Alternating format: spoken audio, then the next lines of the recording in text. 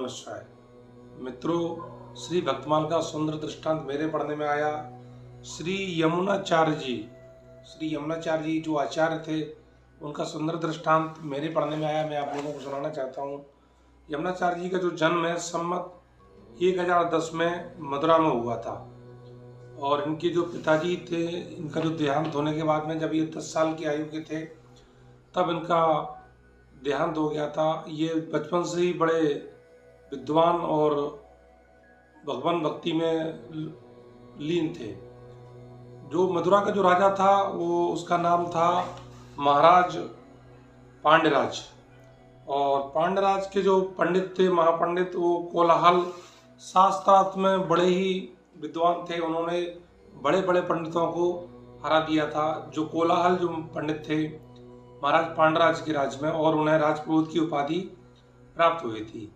कोलाहल को बड़े बड़े विद्वानों को हराकर उनका अपमान करने में बड़ा ही आनंद प्राप्त होता था, और जो महाराज पांड्यराज थे उनको शास्त्रास्त्र देखने में बड़ा ही आनंद प्राप्त होता था। इधर महाराज यमुनाचार्य जी की जो प्रभाव था, उनकी जो तपस्या का जो बल का जो प्रभाव था, वो महाराज पांड्यराज के कानों तक पहुंचा। मथुरा के जो राजा थे तो उन्होंने शास्त्रार्थ के लिए कोलाहल से शास्त्रार्थ कराने के लिए यमुनाचार्य जी को आमंत्रित किया।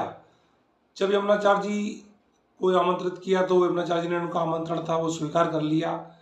महल के झरोकों से राजा और रानी, जो पांड्यराज राजा थे और रानी थी, उन्होंने यमुनाचार्य जी को देखा। पालकी से जब उतरे तो रानी ने कहा कि भगवान प्राणनाथ, ये कोई साधारण मनुष्य नहीं। उनके चेहरे का तेज देखकर कहा ये तो कोई महापुरुष लगता है। उनके चेहरे को तेज देखकर बोला।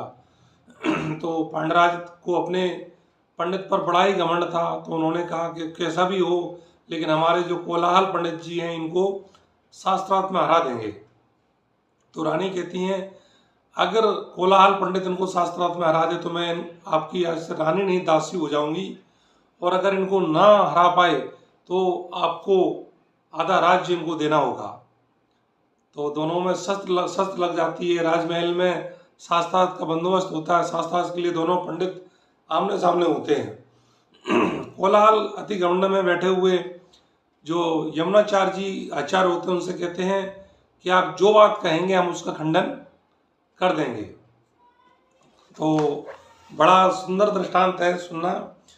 तो जो यमुनाचार्य जी हैं वो कहते हैं मैं आपसे 3 बातें कहूँगा, अगर 3 बातों में से आपने एक का भी खंडन कर दिया तो मैं आज से आपका शिष्य हो जाऊंगा। तो जो